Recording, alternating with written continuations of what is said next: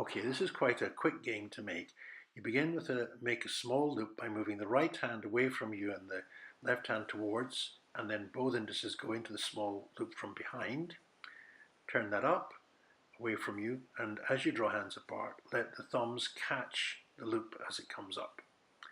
And there you have loops on each of the indices and each of the thumbs.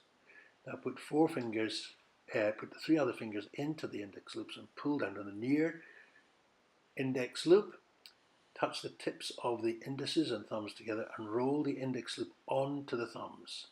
And now pressing against, do a Caroline extension like so, and you can move your hands backwards and forwards and make lightning flash.